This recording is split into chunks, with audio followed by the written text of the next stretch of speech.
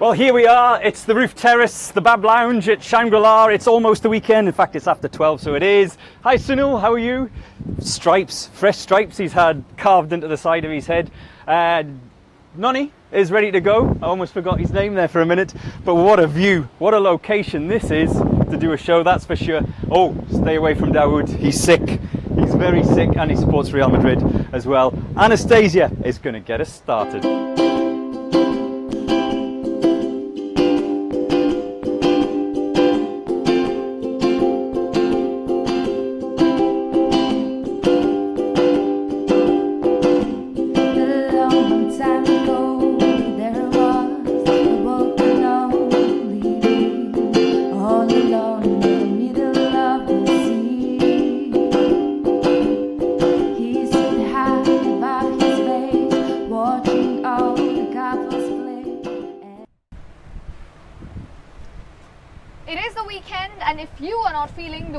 Vibe yet like we are, then you might as well watch The Vibe. From the beautiful Shangrila is my wonderful co-host, Joe Morrison.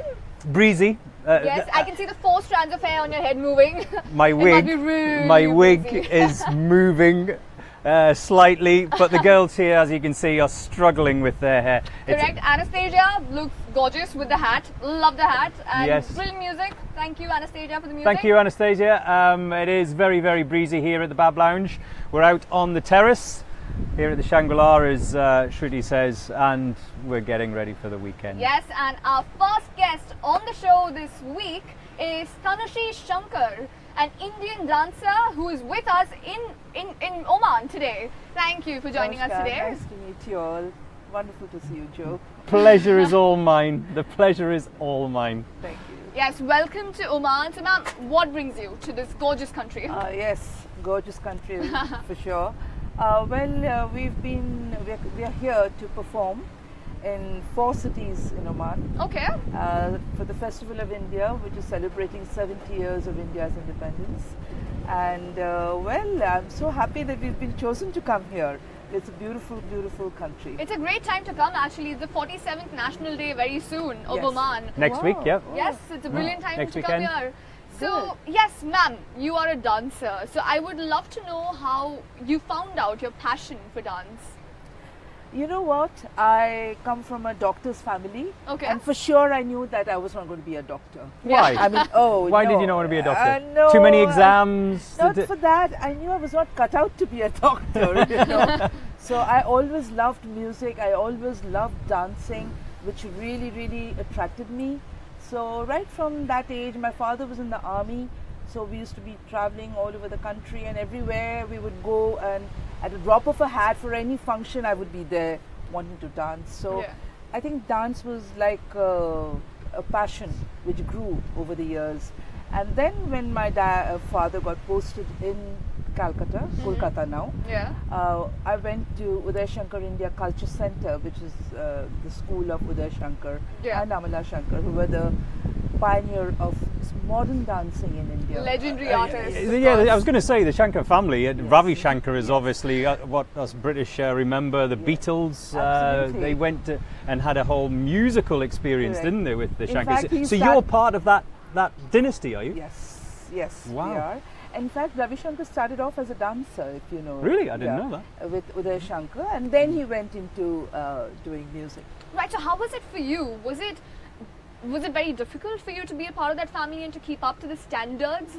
You know, when I got married into this family, I just wanted to be a housewife because there were too many talents all around me. And I said, oh God, I cannot be, at par with them for sure. Interesting evening meals at the least. So, but I had a very, very, very encouraging husband, Ananda Shankar, who started off, doing world music since 1969. So he used to tell me, no, if God has given you a talent, don't waste it. You have to share it with people. So I think that kind of a push, that kind of an encouragement got me going with my passion. I want to ask you, obviously being a dancer and now being a choreographer as well. Are you sometimes a frustrated choreographer when you see people on stage that and you're trying to keep calm and you're trying to see what they can and more importantly what they can't do, and you know how to do it? Do you get a little bit frustrated when you're watching, when you're seeing those people with two left feet? I don't, because all my dancers are beautiful, because in the first place I choose. Right. So you're in charge of the auditioning. Absolutely. Yeah. Right. So I feel very happy and I feel really fulfilled when I see them performing. I might have a concept, I might choreograph it, and when the whole thing comes up as a production with the costume and the music and everything, I really feel really elated to see that. So you're not like the Simon Cowell of the of the dance choreography world, no? No. I just love being a choreographer, and I just love the way they at times give visual form to some things which I say. So that becomes so interesting, and I really enjoy that. How many? How many, by the way? How many? 15 of us are traveling.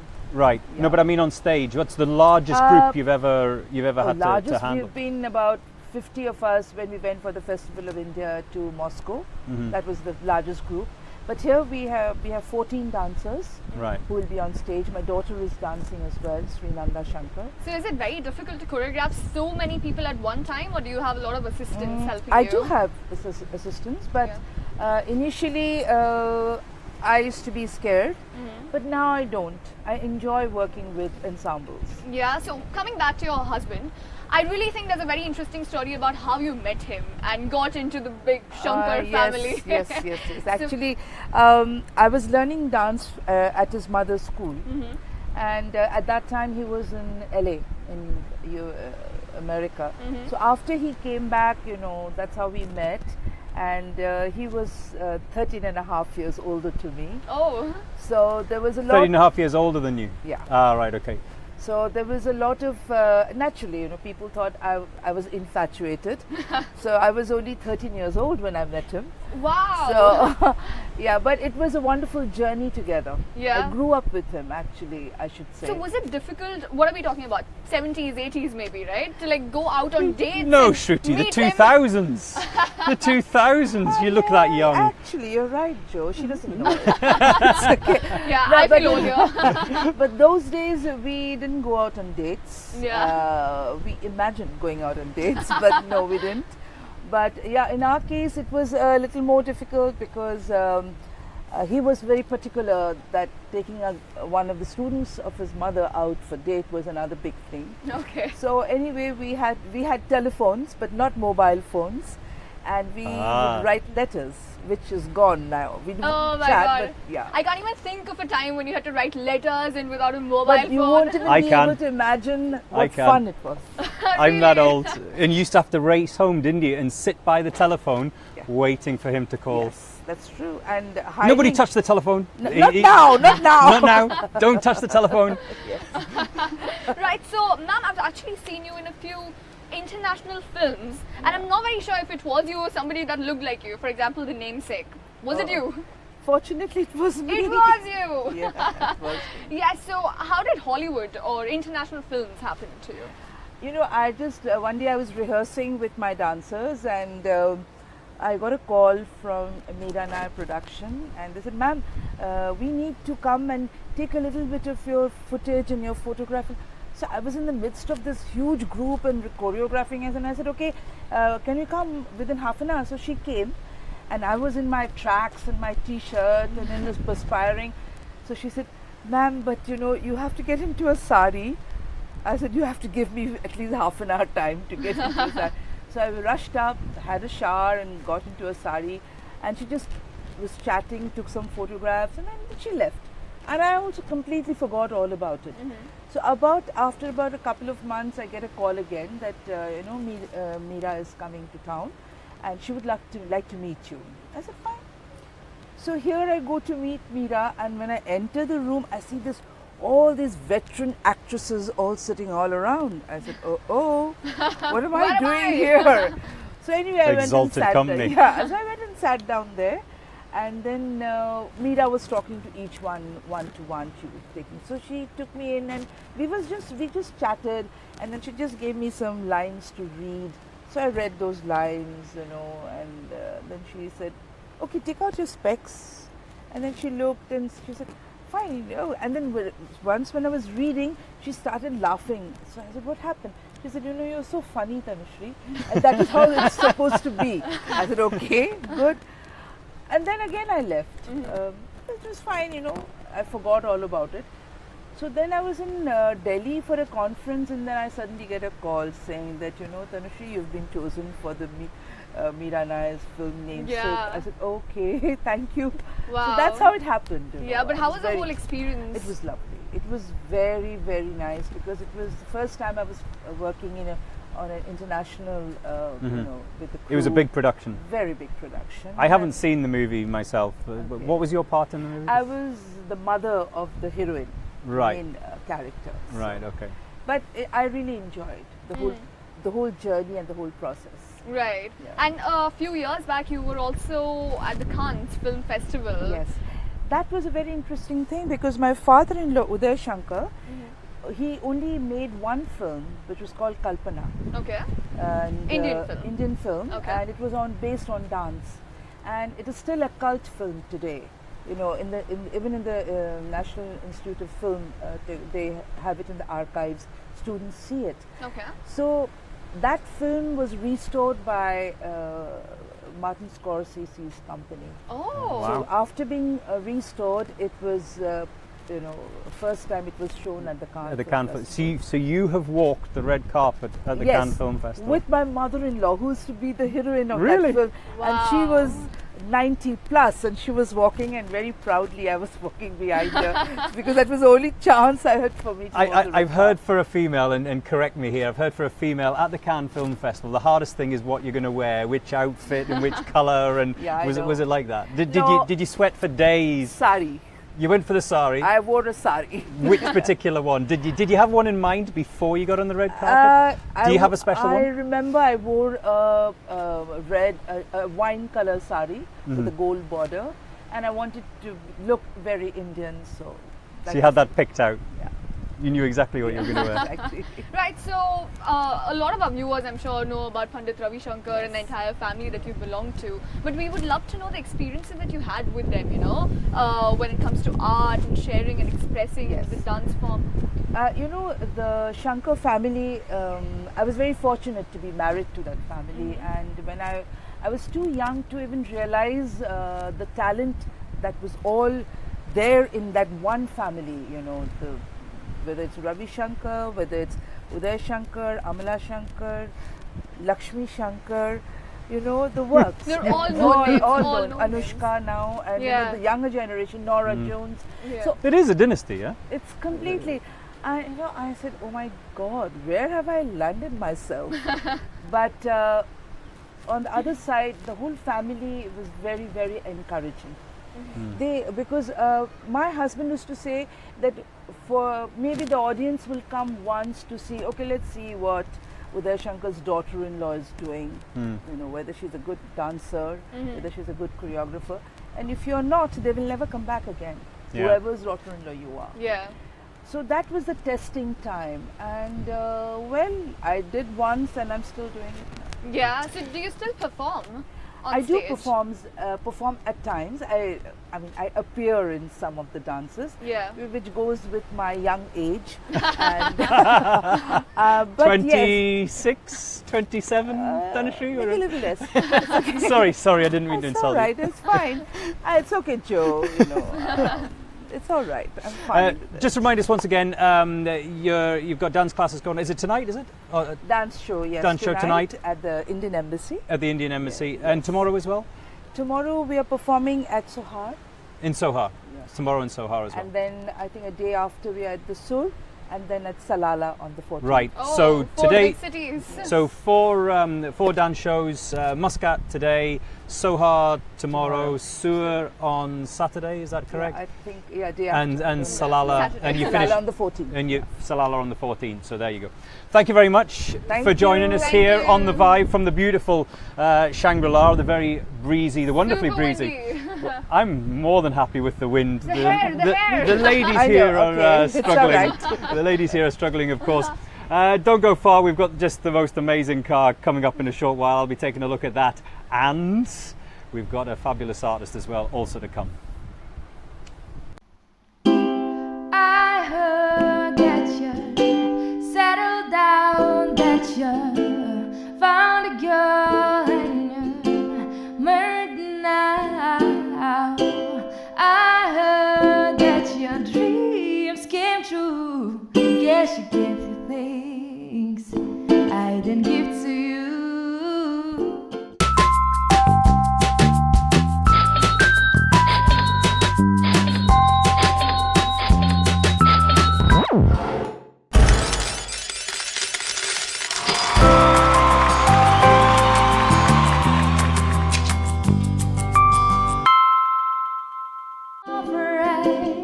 Why you so shy and like you don't back or hide? Look at this little bundle of yellow joy. It's the coolest car we have ever had, ever, on the Vibe, and probably the cutest as well. Shruti's got a yellow car, but it's not as cute and as cool as this, that's for sure. What is it?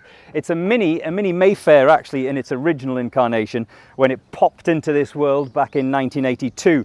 And the Mini, to show you how cool it was when it was originally conceived back in the late 50s and 60s, many stars and celebrities at that time owned one. Paul McCartney from the Beatles, he had one. Enzo Ferrari, who was the father, of course, of the great Mark, he had one of these original Minis. And the king of cool himself, Steve McQueen, had a Mini. Now, I say original Mini because obviously there's a new version of the Mini, which is not a Mini as far as I'm concerned, built by Germans. This one, built by the British. Now, cute and small. You couldn't even get Trudy's handbag inside there. That's how small the boot is. And if you just drop down with me here and have a look at this, that's supposed to be the exhaust pipe. It's not an exhaust pipe, it's a hose pipe. But I love it. There's just something so cool about it. This logo here, I don't know if you can see this if we zoom in on here, this is the British Leyland logo, a company that has long gone bankrupt. Why? Because they made awful cars, but the Mini was their best car as far as I'm concerned. Now, I said a little earlier on that there's been a few alterations and additions to this car. As you can see, there's a fabulous stereo system in here, but this is the most important. It's an AC unit, an additional AC unit, which of course we need here in Oman. But the reason you need it in a Mini is because the original ventilation system was just not good enough. It was designed for cold, wet days in England, not for hot, humid days here in Oman. This car, like I said, was found in Japan. It came from Japan, but I just love it. It's so cute. I want it. I want to take it home. Can I take you home?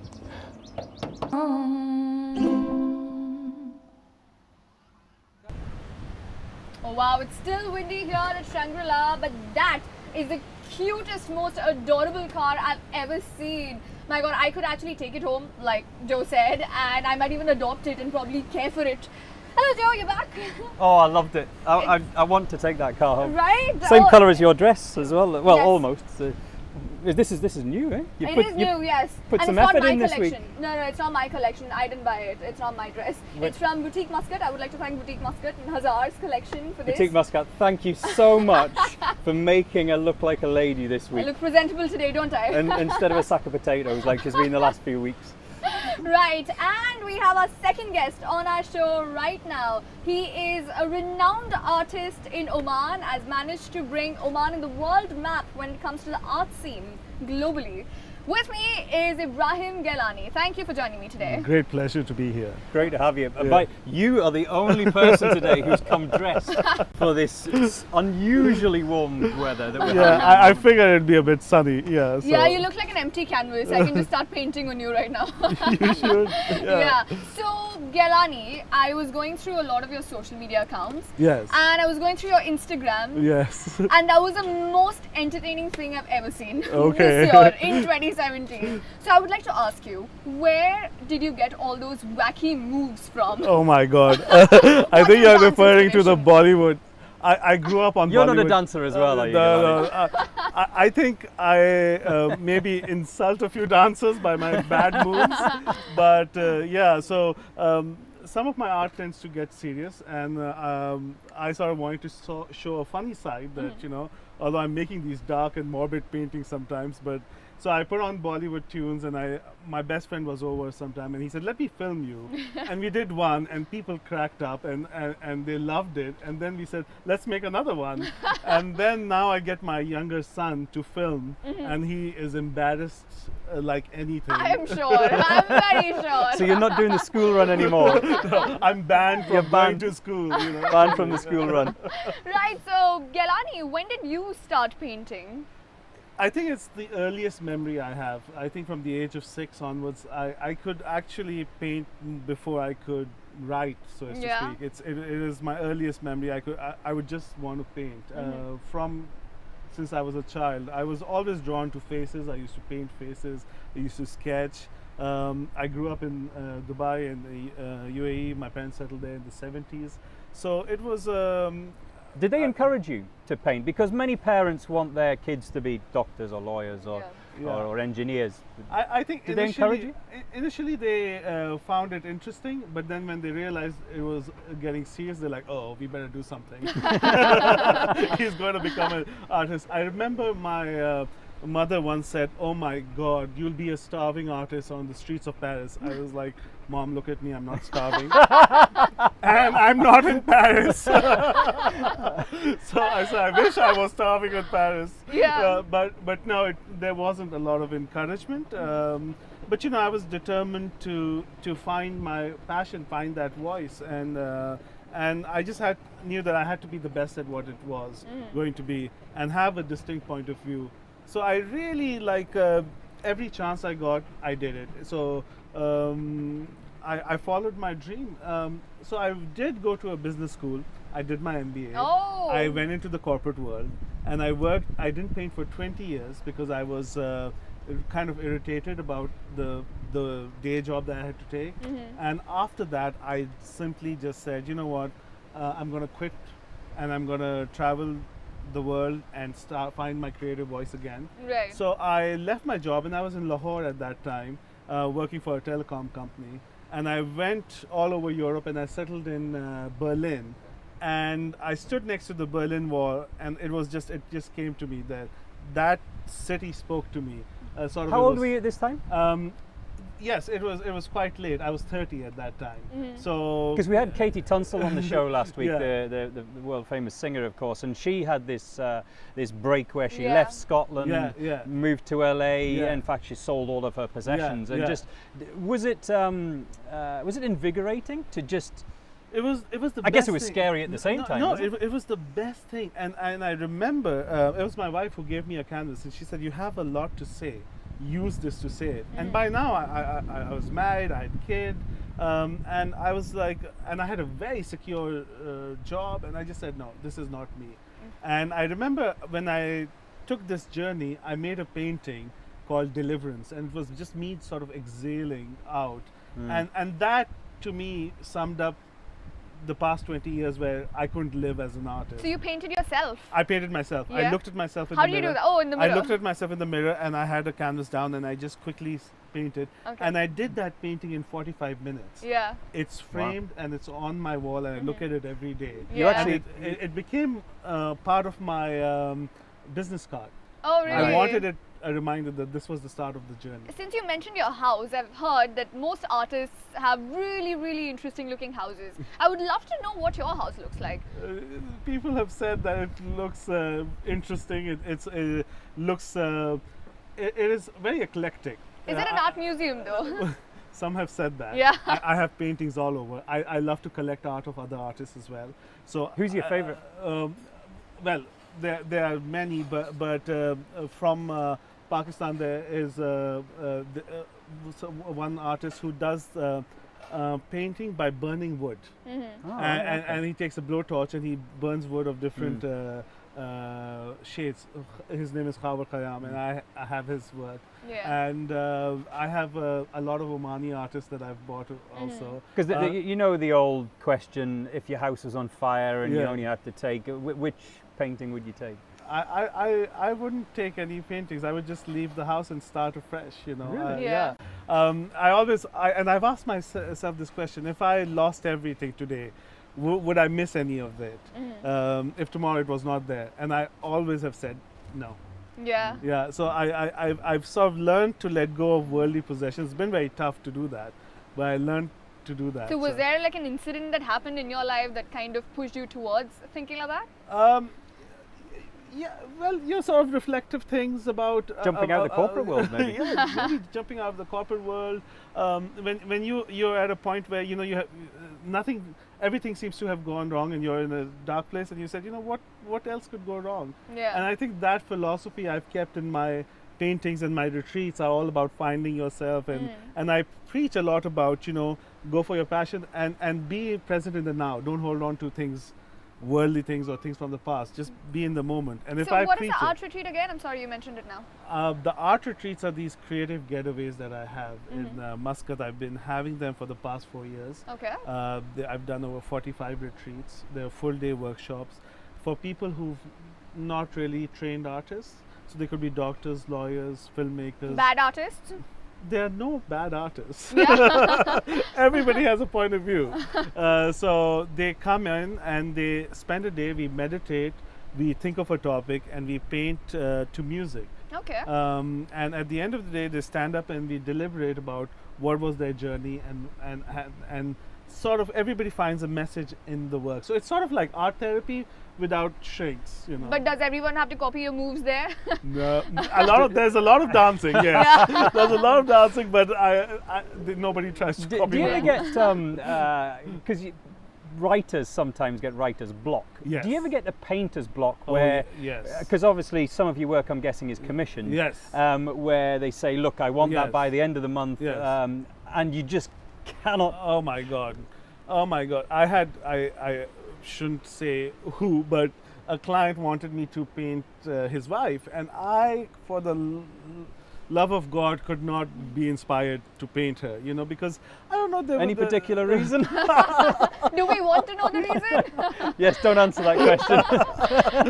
And I really had a deadline to paint it, and I was like, okay, I don't know what I'm going to do. And what I've realized is now I don't take commission till I'm not inspired by a subject. And that was earlier on, and it taught me a lesson. Don't take on work for the sake of the money or something. Take it if you're passionate about that face or passionate about that subject matter. Otherwise, it's not going to turn. Because it was a terrible painting. I apologize to the person. Yeah. It was horrible. We need to actually let the viewers into a little secret here. You were asked a commission for Shruti, weren't you? And you refused. So, Did you do that? I had yes. no idea this happened. Painter's block, Painter's block. This is how I can smile for you right now. Isn't the view inspiring The enough? view is inspiring. It's wonderful here at the Shangril-La. Yes, Right, it is. so Gyalani, do you have a muse now though? Well, I would say I have an inspiration, and my inspiration is. What's a muse for those who don't know who it is? Muse is a subject that really inspires you. It could be a person. It could be Okay. something that is Sparks really you, yeah. that spark. Usually people have one. I have a former artist who is really my inspiration, or who inspires me to paint, and that's Yeah. Frida Kahlo, the Mexican artist Frida Kahlo. Okay. And I do a lot of Frida Kahlos. And I recently am doing a series called The Love Letters of Frida.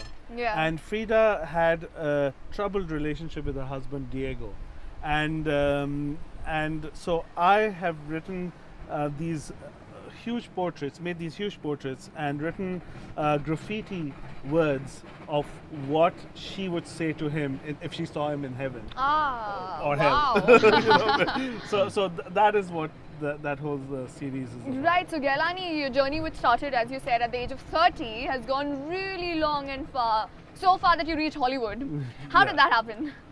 Well, an opportunity came around on Instagram. These people in LA were putting together an art show, and they saw my work. The judges wanted me to do a phone interview. They wanted to put my art into this a thing called Raw Hollywood. Okay. And it's a What- platform where artists, musicians, choreographers, dancers, and fashion designers are all put under one sort of celebration of art. It's called Raw Hollywood. It's on Sunset Boulevard in Hollywood.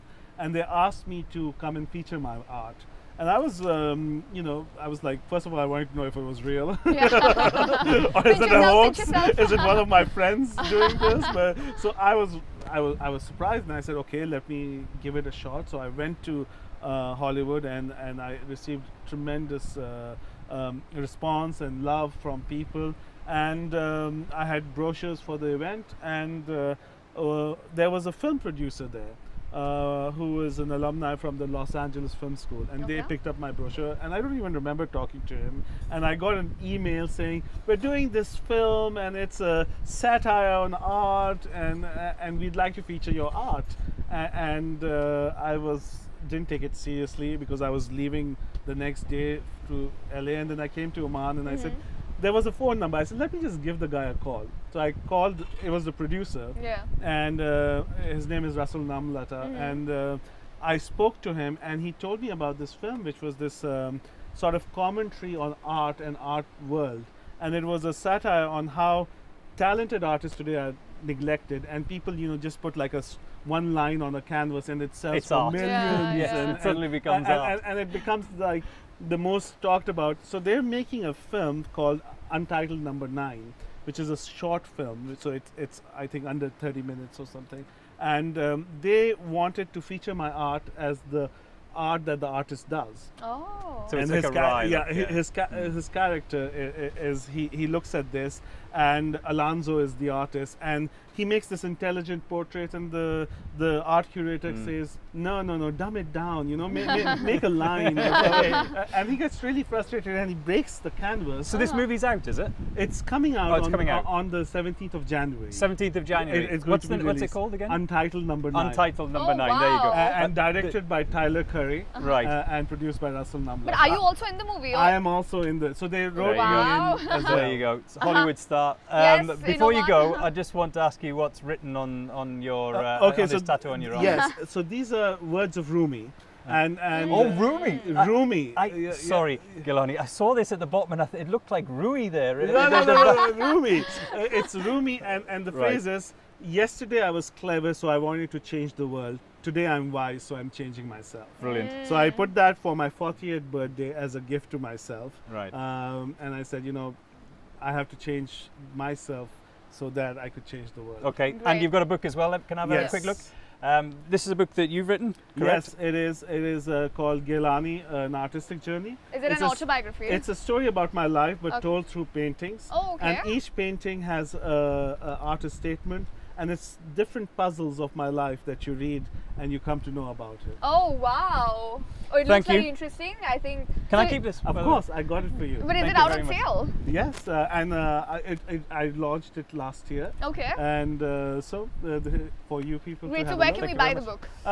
I could give it to you. Don't Yeah. worry. What if our viewers wanted to buy the book? Just contact Gilani Art on my Facebook page or Instagram. and Instagram. Go to the Instagram Yeah, page. and Instagram I'll is have very those across entertaining. to you. Very entertaining. Thank you very much, Thank Gilani. you, Gilani. For joining Pleasure us. to be here. The cleanest you've been this week, I'm guessing. Yes. You don't wear that to I paint, do never you? wear white. If you see me in my studio, I have paint all over. Yeah. This is the one time I clean up for TV. There you go, washed especially for the vibe. Thank you very So much, great. Gilani. Pleasure. It's absolutely wonderful here. A lovely breeze this afternoon. We hope you've enjoyed the programme. And it's the weekend, yay! It's the weekend. Beautiful breeze here at the Shangril-La. If you're coming down, then definitely come down today. It's wonderful. Thank you very much to all of our guests and from myself and Trudy. Bye bye. We hope you enjoy the weekend, and we'll see you next week. Thank you.